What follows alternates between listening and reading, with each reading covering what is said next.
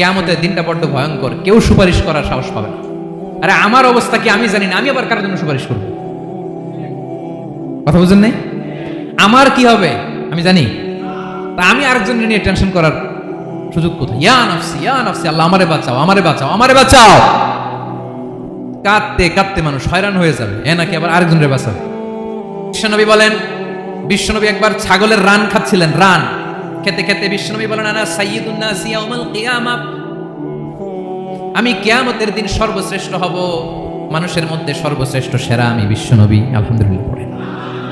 বিশ্বনবী বলেন সেদিনটা বড্ড ভয়ঙ্কর, সেদিন কেউ কারো কোনো উপকারে আসবে না, বন্ধু বন্ধুর কাজে আসবে না, স্ত্রী স্বামীর উপকারে আসবে না, স্বামী স্ত্রীর উপকারে আসবে না, পীর সাহেব মরিদরে বাঁচাতে পারবে না, মরিদ পীর সাহেবরে বাঁচাতে পারবে না, নেতা কর্মীর পরিচয় দিবে না, কর্মী নেতার পরিচয় দিবে না, ভাই বোনকে চিনবে না, বোন ভাইকে চিনবে না, বাবা তার সন্তানকে চিনবে না, মেয়েকে দেখে মা দৌড়ে দৌড়ে পালাবে।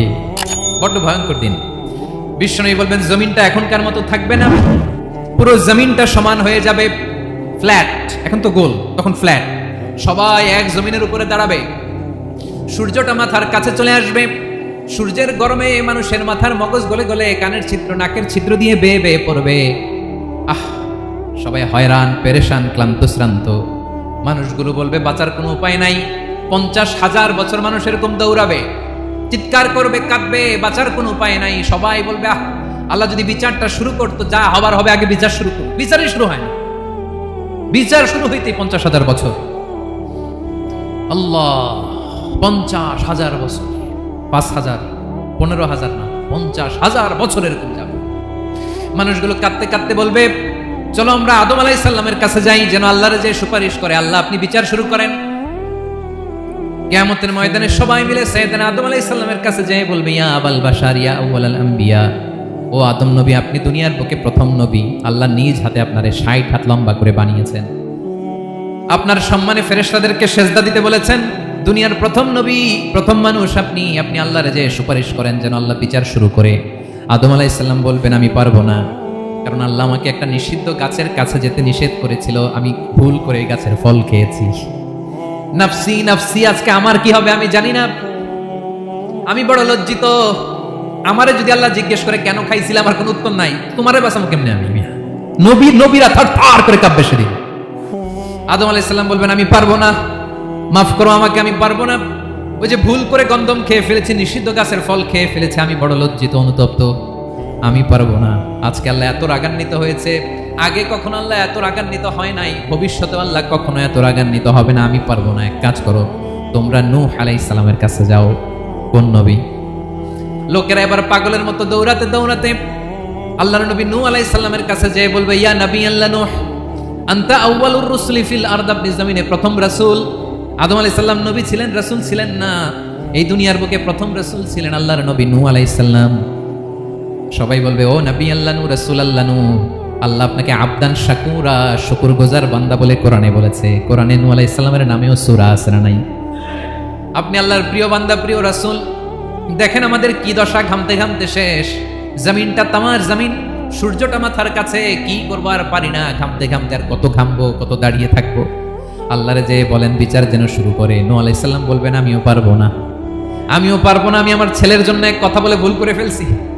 যখন মহাপ্লাবন হবে আমি বললাম আল্লাহ আমার কলিজার টুকরা সন্তান রে বাঁচান। আল্লাহ বললেন ও নূহ, সে তোমার সন্তান না, কারণ সে ঈমান আনে নাই, সে পাহাড়ের উপর দাঁড়িয়েছে, দেখি কেমনে সে বাঁচে। ওই যে আমি একটা না বুঝে আবদার করেছি, আল্লাহ আমার উপর রেগে গিয়েছিলেন। আজকে আল্লাহ ওই ব্যাপারে যদি আমারে প্রশ্ন করে, আমার কোনো জবাব নাই, আমি পারবো না, মাফ করো। তোমরা সবাই মিলে আল্লাহর খলিল ইব্রাহিম আলাইহিস সালামের কাছে যাও। লোকগুলো পাগলের মতো খুঁজতে আরম্ভ করবে, অযুত লক্ষ নিযুত কোটি মানুষের ভিড়ে আল্লাহর খলিল ইব্রাহিমকে যেয়ে বলবে ইয়া খলিলুল্লাহ, ও আল্লাহর খলিল, আল্লাহ আপনাকে বড্ড ভালোবেসেছেন, আপনি কাবা বানিয়েছেন, আল্লাহ আপনাকে বড্ড পছন্দ করেন। দেখেন আমাদের কি অবস্থা, আপনি যে আল্লাহর কাছে সুপারিশ করেন যেন আল্লাহ আজকে বিচার শুরু করে। আল্লাহর নবী ইব্রাহিম বলবেন আমিও পারবো না, আমি আমার জীবদ্দশায় 3টা মিথ্যা বলেছি। কয়টা? আসলে মিথ্যা না, একটু টুইস্ট করে কৌশল করে কথা বলেছিলেন, ওইটাকে হাদিসে মিথ্যা বলা হয়েছে। আমি জীবনে 3টা মিথ্যা বলেছি, জীবন বাঁচানোর তাগিদে কৌশল করে 3টা কথা বলেছি। আজকের এই কঠিন ময়দানে আল্লাহ যদি ওই 3টা কথার ব্যাপারে জিজ্ঞেস করে, লজ্জায় আমি মাথা দেখাতে পারবো না, আমিও পারবো না। আমিও পারবো না। আজকে আল্লাহ এত রেগে আছে, আগে কখনো এত রাগে নাই, পরেও রাখবে না।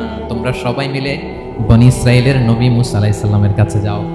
সবাই এবার যাবে মুসা আলাইহিস সালামের কাছে, যেয়ে বলবে, ইয়া নবী আল্লাহ মুসা, আপনি ছিলেন কালিমুল্লাহ, আল্লাহর সাথে সরাসরি কথা বলতেন। রব্বুল আলামিন আপনাকে তাওরাত কিতাব দিয়েছেন, আপনি যে একটু সুপারিশ করেন। আল্লাহর নবী মুসা বলবেন, মাফ করো, আমিও পারবো না। আমি দুনিয়ার বুকে ভুল করে একটা মানুষকে মেরে ফেলেছি। আমি মারছিলাম আদব শিক্ষা দেওয়ার জন্য, এক থাপ্পড়ে, থাপ্পড়ে যে ওই লোক মরেই যাবে আমি জানতাম না।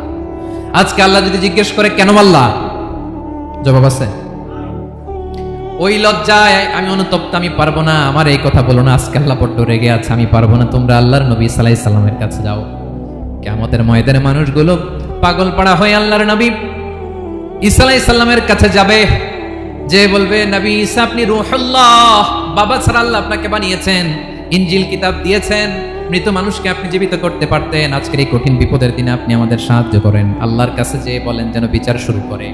ঈসা আলাইহিস সালাম বলবেন, আমিও পারবো না। ইন্নী উবিদতু মিন দুনিল্লাহ, আমার উম্মত খ্রিস্টানেরা আল্লাহরে বাদ দিয়ে আমি ঈসার ইবাদত করেছে। আমার মা ম্যারি আর আমাকে ডাকতো জেসাস ক্রাইস্ট, আমার ইবাদত করেছে। যদিও আমি আমার ইবাদত করতে বলি না, ঈসা আলাইহিস সালামও ইবাদত করতে বলেছেন একজনের, তিনি কে? আল্লাহর নবী ঈসা আলাইহিস সালাম বলবেন, আমিও পারবো না। আজকে আল্লাহ অনেক রেগে আছে, আমি পারবো না। তবে একটা পরামর্শ দিতে পারি, একটা সাজেশন দিতে পারি। আজকের দিনে এই কঠিন মুসিবতের কালে, এই কঠিন সময়ে কেউ আল্লাহর দরবারে দাঁড়িয়ে একটা টু শব্দ করার ক্ষমতা কারো নাই, একমাত্র আখিরি জামানার পয়গম্বর বিশ্বনবী মুহাম্মদুর রাসূলুল্লাহ ছাড়া। মানুষগুলো এবার আগুনের মধ্যে পানি দিলে যেমনি আগুন নিভে যায়, দাউ দাউ করা হৃদয়ে জ্বলন্ত আগুন তাদের ঠান্ডা হবে। কিয়ামতের ময়দানে ওই বিভীষিকাময় সময়ে, মুসিবতের কালে মানুষগুলো পাগল হয়ে বিশ্বনবীকে খুঁজতে আরম্ভ করবে। সবাই মিলে বিশ্বনবীর কাছে যেয়ে বলবে, ইয়া রাহমাতাল লিল আলামিন, ইয়া খাতামান নবীন, রাহমাতাল লিল আলামিন। দেখেন আমাদের কি অবস্থা, কি কঠিন বিপদে আমরা আছি, দাঁড়াতে পারি না, সূর্যের আলোতে ঘেমে হয়রান।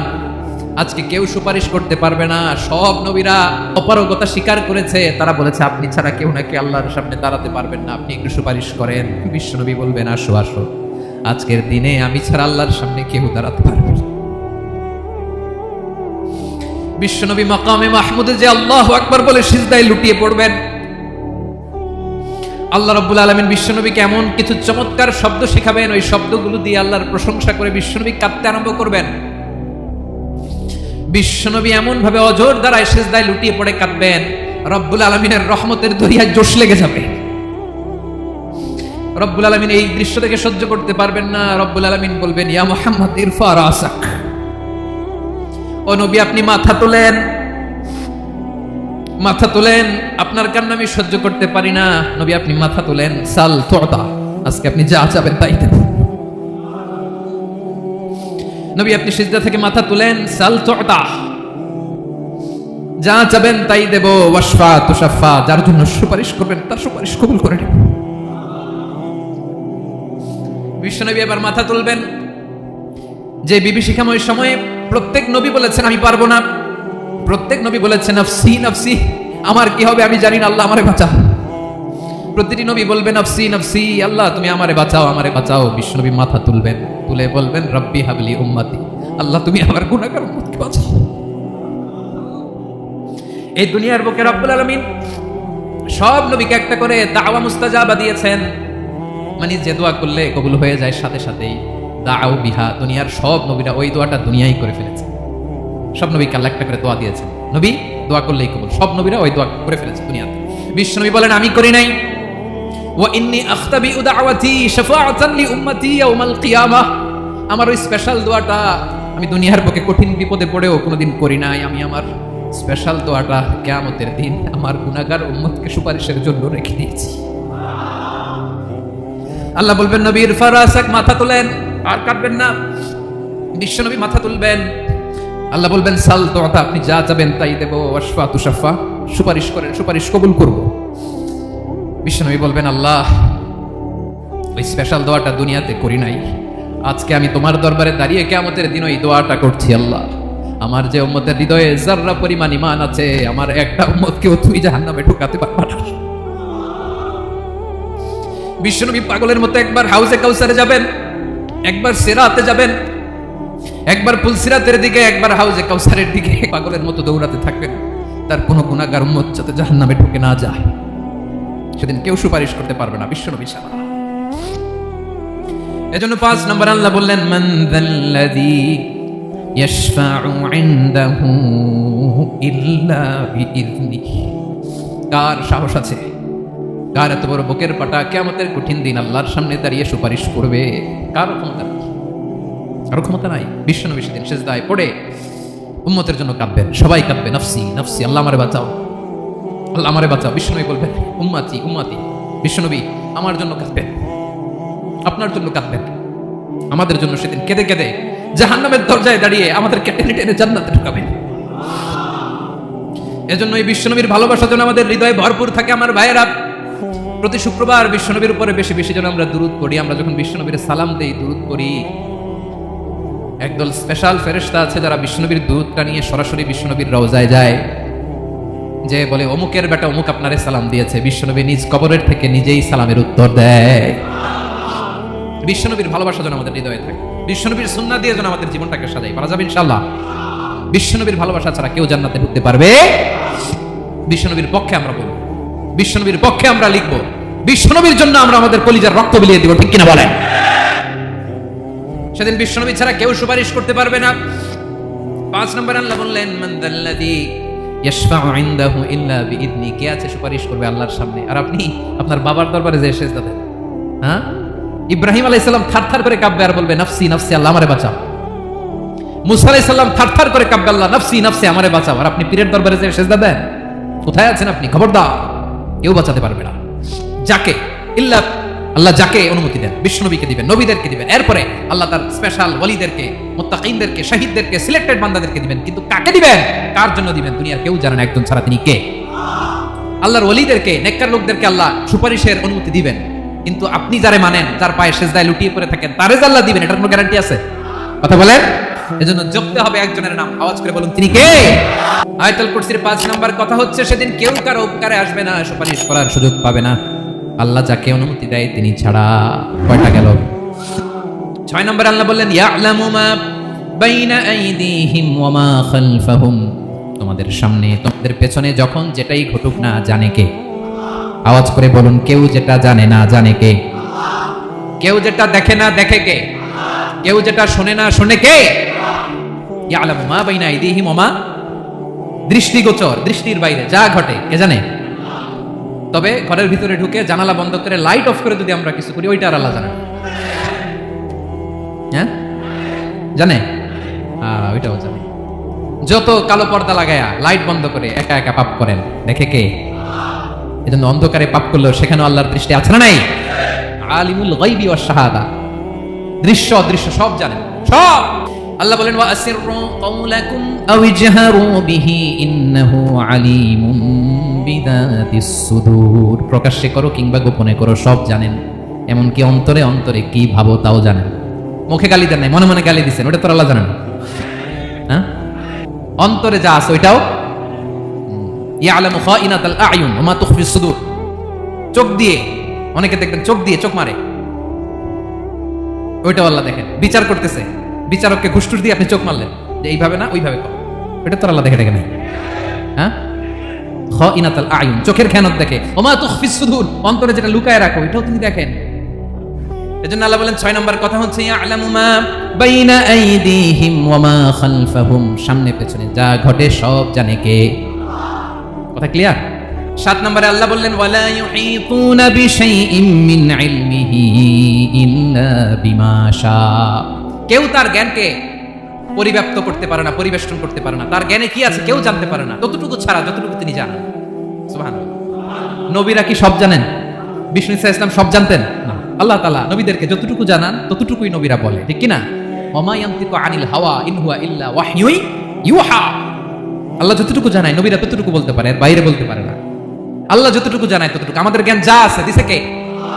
সবাই বলুন, কে দিছে? এজন্য আল্লাহ বলে, আমি যদি জ্ঞান দেই তাইলে তোমরা জ্ঞান পাও, এছাড়া জ্ঞানের কোনো মাধ্যম দুনিয়াতে।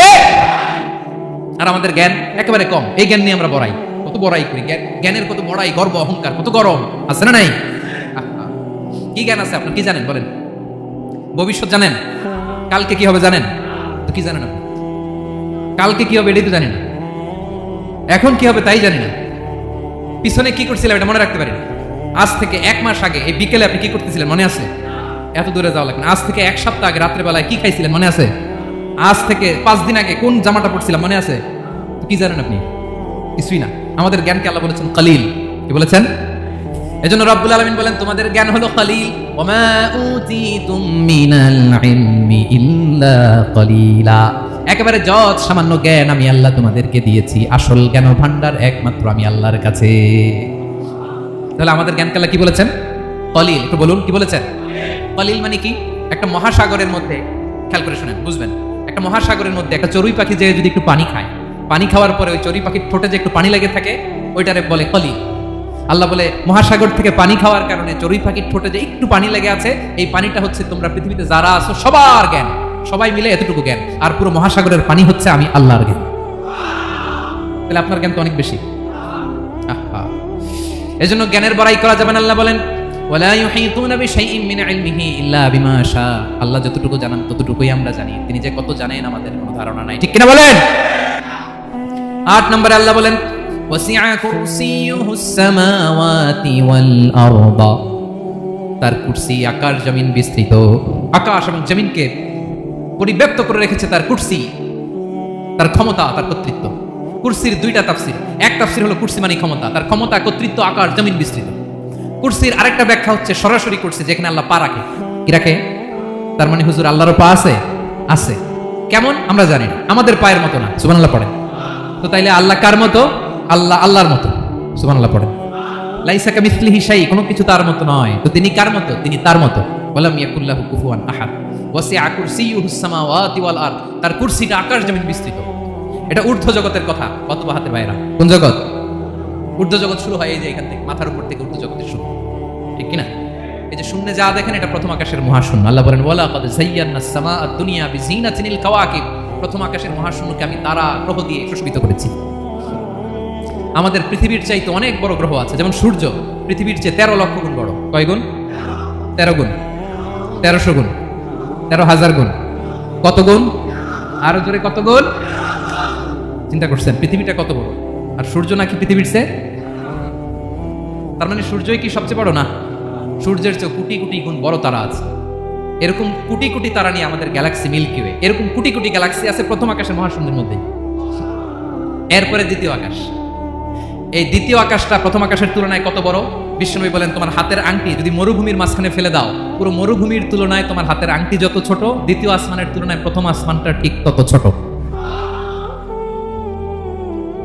তৃতীয় আসমান আবার এরকম, ওইটার তুলনায় দ্বিতীয় আসমানটা একটা আংটির সমান। চতুর্থ আসমানের তুলনায় মরুভূমির মাঝখানে তৃতীয় আসমানটা আংটির সমান। একটার চেয়ে আরেকটা বড়। কত বড় আমি বলতে পারবো, আপনারা শুনতে পারবেন, কিন্তু আমরা কল্পনা এটা ধারণ করতে পারবো। পঞ্চম, ষষ্ঠ, সপ্তম, 7 আকাশ শেষ। কি শেষ? এর উপরে আছে বাইতুল মামুর। কি নাম?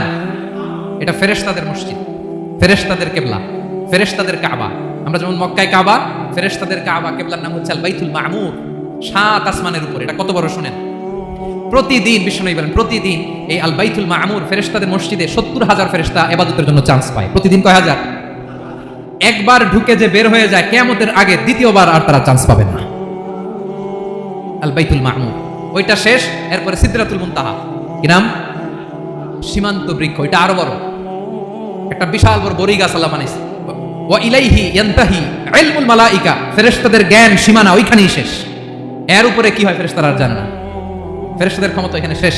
সিদরাতুল মুনতাহা। সিদরাতুল মুনতাহার এরিয়া শেষ। এরপরে শুরু হয় আল্লাহুল মাহফুজ, কোরআনের বাড়ি। কোরআনের বাড়ি কই? বাল হুয়া কুরআনুম মাজিদ ফি, এটা মিন দুররাতিন বাইদা, সাদা ঝকঝকে ডায়মন্ড দিয়ে আল্লাহ বানাইছে। আমাদের সবার তাকদীর, ভাগ্যলিপি ওইখানে লেখা। কি হবে না? কোরআনের বাড়ি ওইটা। ওইটা শেষ। এরপরে শুরু হয় লা জামান লা মাকান এরিয়া। ওইখানে কোনো জামান নাই, মাকান নাই, no time no space area শুরু। ওইখানে কুরসি, যেখানে আল্লাহ পা রাখেন বা কুদরতি পা রাখেন। আল্লাহর কুরসি। বড় রাজা বাদশারা সিংহাসনে বসে পা রাখে একটা টেবিলের উপর, শাহী টেবিল, ওইটার নাম কুরসি। আল্লাহ বলে ওয়াসিআ কুরসিয়ুহুস সামাওয়াতি ওয়াল আরদ। আল্লাহর এই কুরসিটা এতক্ষণ যা বললাম এই সবগুলোর চাইতে বড়। কুরসির উপরে আছে আল্লাহর আরশ। আর রহমানু আলাল আরশি ইস্তাওয়া। রব্বুল আলামিন ওই আরশের উপরে। আমি যেমনি চেয়ারের উপরে এরকম না, যেভাবে আল্লাহর জালালিয়াত, হিজ হাইনেস, হিজ রয়্যালনেস, আল্লাহর জালালিয়াত, আল্লাহর কুদরতের মাধ্যমে যেভাবে আল্লাহ আরশের উপর থাকা দরকার, আল্লাহ সত্তা, আল্লাহ ঠিক ওইভাবে আছেন, আরশের উপরে আছেন। ওয়া ইয়াহমিলু আরশা রাব্বিকা ফাওকাহুম ইয়াউমাইযিন সামানিয়া। কিয়ামতের দিন আল্লাহর এই আরশটা 8 জন ফেরেশতা বহন করবে। আরশ বহনের জন্য আল্লাহর ফেরেশতা লাগে না, কোনো কাজের জন্যই আল্লাহর ফেরেশতা লাগে না। আল্লাহ বলে কুন ফায়াকুন, হয়ে যায়। তারপরে আল্লাহ নিয়োজিত রেখেছেন, সেদিন কিয়ামতের দিন আল্লাহর আরশটা বহন করবে কয়জন ফেরেশতা? এদের সাইজ কত বড়? হ্যাঁ, শুনতে মনে চায়? বিশ্বনবী বলেন, ইন্না মা বাইনা শাহমাতি উযুনিহি ইলা আতিকিহি মাসিরাতু 700 সানা। বিশ্বনবী বলেন, ওই ফেরেশতার সাইজ আমি দেখে এসেছি কত বড়, শোনো, যারা আল্লাহর আরশ বহন করবে। পুরো সাইজ বলা যাবে না। বিশ্বনবী বলেন, ওই ফেরেশতার কানের লতি থেকে কাঁধ বরাবর। আপনার কানের লতি থেকে কাঁধ কতটুকু হবে? 4 আঙ্গুল 5 আঙ্গুল। বিশ্বনবী বলেন যে 8 জন ফেরেশতা কিয়ামতের দিন আল্লাহর আরশের পায়া ধরে থাকবে, ওই ফেরেশতাগুলোর কানের লতি থেকে কাঁধ বরাবর আসতে সবচেয়ে দ্রুতগামী যানবাহন, পৃথিবীতে সবচেয়ে দ্রুত চলে আলোর ফোটন। আলোর ফোটন 1 সেকেন্ডে চলে 3 লক্ষ কিলোমিটার। কয় লক্ষ কিলোমিটার? 1 ঘন্টায়? 1 মিনিটে? কয় সেকেন্ডে? 1 সেকেন্ড কইতে তো 2 সেকেন্ড লাগে। 1 সেকেন্ডে আলোর ফোটন, আলোর কণা ছুটে 3 লক্ষ কিলোমিটার বেগে। বিষ্ণুই বলেন, এরকম যানবাহন দিয়ে যেটা সেকেন্ডে 3 লক্ষ কিলোমিটার বেগে ছুটে, এরকম দ্রুত যদি কেউ ছুটে, তাহলে ওই ফেরেশতার কানের লতি থেকে কাঁধ বরাবর আসতে 700 বছর সময় লাগবে। এজন্য রব্বুল আলামিন বলেন, ওয়াসিআ কুরসিয়ুহুস সামাওয়াতি ওয়াল আরদা। আল্লাহর কুরসিটা আকাশ জমিন সব চাপিয়ে যাবে। তাহলে আল্লাহ কত বড়! সুবহান। সেজদায় যখন লুটিয়ে পড়ে, এটা ভাববেন, হায় রে, কারে সেজদা দেই আমি? তিনি কি সুমহান, কি সুবিশাল! ওই রবের গোলাম আমি, আলহামদুলিল্লাহ পড়েন। 9 নম্বরে আল্লাহ বলেন, ওয়ালা ইয়াউদুহু হিফযুহুমা। এই বিশাল আকাশ জমিনকে রক্ষণাবেক্ষণ করতে যে আল্লাহ কঠিন কালেও ক্লান্ত হয় না। নাকি আমার আপনার মতো ক্লান্ত হয়? আল্লাহর ক্লান্তি আছে, শ্রান্তি আছে, বিশ্রাম আছে, বিরাম আছে, ঘুম, জিমানি? সুবহানাল্লাহ পড়েন। আল্লাহ বলে, ওয়ালা ইয়াউদুহু হিফযুহুমা। এগুলোকে রক্ষণাবেক্ষণ করতে আল্লাহ ক্লান্ত হয়ে পড়েন না। 9 নম্বরে বললেন, আল্লাহর কোনো ক্লান্তি নাই, সব কিন্তু দেখভাল করেন, প্রতি মুহূর্তে, প্রতি সেকেন্ডে যার যেটা লাগে করেন। এই পুরো বসুন্ধরা, পৃথিবী, মহাবিশ্ব যেভাবে চলা দরকার সৃষ্টির পর থেকে আজও চলছে। চালায় কে? ইঞ্জিনিয়ারটা কে? আসল কারিগরটা কে? 9 নম্বর চলে গেল, আল্লাহ ক্লান্ত হন না। আর বাকি রইল কয়টা? সব শেষে আল্লাহ তাআলা বললেন, ওয়া হুয়াল আলিয়ুল আযীম। ওয়া হুয়াল আলিয়ুল আযীম, তিনি হচ্ছেন আল আলিয়ুল আযীম। সব শেষ কথা। প্রিয় ভাইয়ের, আমি বলেছিলাম আয়াতুল কুরসিতে আল্লাহর মোট কয়টা সুন্দর সুন্দর নাম আছে? 2টা তো বলে ফেলছি। এগুলো কি ছিল? আল হাইয়ু, আল কাইয়ুম। এবার সব শেষে 3 আর 4 নাম্বারটা আসছে। এটা কি? একটা আল আলী আর একটা আযীম। 3 নাম্বারটা হচ্ছে আল আলী, 4 নাম্বারটা আযীম। আল আলী মানে হচ্ছে সর্বোচ্চ, দ্য গ্রেটেস্ট, দ্য হাইয়েস্ট। তার উপরে কেউ আছে? ঊর্ধ্ব জগতের যে বর্ণনা দিছি, কি বুঝলেন? আল্লাহর উপরে কেউ আছে? এজন্য তিনি হচ্ছেন আল আলী, সবচেয়ে উপরে, সর্বোচ্চ, দ্য হাইয়েস্ট। তার উপরে কেউ। এজন্য আল্লাহ বলেন, সাব্বিহ ইসমা রাব্বিকাল আ'লা। আল আলিয়ার আল আ'লা কাছাকাছি অর্থ, প্রশংসা করো ওই আল্লাহর যিনি হলেন আ'লা, সবচেয়ে বড়। তার চেয়ে বড় কেউ আছে নাকি? তার উপরে কেউ আছে নাকি? আল আ'লা। এজন্য আমরা যখন সিজদায় লুটিয়ে পড়ি, আমরা যখন সবচেয়ে নিচে যাই, আমরা বলি আল্লাহ তুমি সবচেয়ে উপরে। আমরা যখন সিজদায় যাই, আমরা তখন সবচেয়ে কি? নিচে, তাই না? এর চেয়ে নিচে আর মানুষের সবচাইতে দামি অঙ্গ কপালটারে মাটিতে ঘষি, আমি সবচেয়ে নিচে, আর আমি বলি সুবহান রাব্বিয়াল আহা, সুবহান রাব্বিয়াল আ'লা। আল্লাহ তুমি সবচেয়ে উপরে, আমি সবচেয়ে নিচে, কিন্তু তুমি সবচেয়ে উপরে। সুবহানাল্লাহ পড়ে। আল্লাহ বলে, আমি হলাম আল আলী। 4 নম্বরে আমি হলাম আল আযীম, হাইয়ু কাইয়ুম। শেষে বললেন, আমি হলাম আল আলী, আমি হলাম আল আযীম। আযীম মানে সুমহান, দ্য সুপ্রিম। সুপ্রিম আল্লাহর সবকিছু চরম পর্যায়ে। তার সবকিছু কি? আল্লাহর শাস্তি চরম পর্যায়ে, আল্লাহর দয়া পরম পর্যায়ে, তার সৃষ্টি প্রকাণ্ড, তার ক্ষমতা প্রচন্ড। তিনি আল আলী, আল আযীম। আওয়াজ করে পড়েন আল্লাহু আকবার। আল্লাহ বলে, আমি হলাম আল আলী, আমি হলাম আল আযীম, আমি হলাম সুমহান। আমার সবকিছু বড়, আমার শাস্তি বড়, আমার দয়াও বড়, মায়াও বড়। আমি যখন শাস্তি দেই, আমার শাস্তির মতো কেউ শাস্তি দিতে পারে না। আমি আল্লাহ সবসময় ধরি না, ধরলে ছাড়ি না, ঠিক কিনা? ধরে ধরে ধরে না, ধরলে আল্লাহ সাবধান। যখন আযাব আসবে, গজব আসবে, পালাবার জায়গা খুঁজে পাওয়া যাবে। সামান্য ভূমিকম্প দিলে আমাদের অবস্থা কি হয় দেখেন তো? হ্যাঁ, সামান্য একটু ভূমিকম্প দিলে বাঁচার উপায় আছে? আল আযীম, ইন্না যালজালাতাস সাআতি শাইউন আযীম। কিয়ামতের সেই প্রকম্পনটা বড় ভয়ঙ্কর, বড় ভয়ঙ্কর। এজন্য আমরা সে আল্লাহর ইবাদত করি যিনি কখনো ঘুমান না, যিনি ক্লান্ত হন না, যার লয় নাই, যার কোনো ক্ষয় নাই, যিনি ছাড়া আমাদের বাঁচার কোনো উপায় নাই, ঠিক কিনা বলেন? 10 নম্বর ক্লিয়ার? আলহামদুলিল্লাহ পড়েন। যা বললাম আমরা যেন আমল করতে পারি। তাহলে একটি আয়াতের তাফসীর শুনলাম। আয়াতটার নাম প্রত্যেক ফরজ নামাজের পরে পড়বেন, সকাল সন্ধ্যা পড়বেন, ওয়াজিফা হিসেবে মানবেন তো? কোন সূরায়? আয়াত নাম্বার মোট কয়টা কথা? 1 নাম্বার, আল্লাহ ছাড়া কোনো ইলাহ নাই, তাকে ছাড়া কাউকে সেজদা দেব। 2 নাম্বার, তিনি আল হাইয়ুল কাইয়ুম, সব মরবে, তিনি মরবে, গোটা বিশ্ব তার কাছে ঠেকা, তিনি কারো কাছে ঠেকা। 3 নাম্বার, তার ঘুমও নাই, ঘুমের আগে যে ঝিমুনি আছে সেটাও। 4 নাম্বার, আকাশ জমিন এর মাঝে যা আছে সবকিছুর আসল মালিকানা কার? 5 নাম্বার, কিয়ামতের দিন যখন থারথার করে নবীরা কাঁপবে, তার অনুমতি ছাড়া কেউ আল্লাহর দরবারে দাঁড়িয়ে সুপারিশ করতে পারবে। 5 নাম্বার, আমাদের সামনে পেছনে উপরে নিচে প্রকাশ্যে গোপনে যা ঘটে কেউ দেখে না, দেখে কে? কেউ জানে না, জানে কে? আল্লাহর জ্ঞানের বাইরে নতুন করে কেউ জ্ঞান প্রডিউস করতে পারে না। তিনি যতটুকু জানায় ততটুকুই জানি, তিনি না জানালে জানানোর সাধ্য কারো। তার কুরসি, তার কর্তৃত্ব ক্ষমতা আকাশ জমিনকে বিস্তৃত করে আছে, ঠিক কিনা বলেন? কিন্তু মহাবিশ্বকে পরিচালনা করতে, রক্ষণাবেক্ষণ করতে তিনি খুব ক্লান্ত হয়ে যায় না? ক্লান্ত হয়? তিনি আল আলী, দ্য হাইয়েস্ট, সর্বোচ্চ, আল আযীম, দ্য সুপ্রিম, তার ক্ষমতার সামনে দাঁড়াবার ক্ষমতা কারো নাই, ঠিক কিনা বলেন? সে আল্লাহর গোলাম হতে পারে, আমরা খুশি না বেজার? আমরা যা করবো ওই আল্লাহর খুশি করার জন্য করবো, যা করবো আল্লাহর রাজি খুশির জন্য করব। মনের দুঃখ জ্বালা ফেসবুকে শেয়ার দেওয়ার আগে আমি শেয়ার দেবো কার সাথে? পারবেন? পারবেন? আল্লাহরে ভালো লাগে? আল্লাহরে মায়া লাগে? আল্লাহর কাছে চোখের পানি ছেড়ে কাঁদতে ভালো লাগে?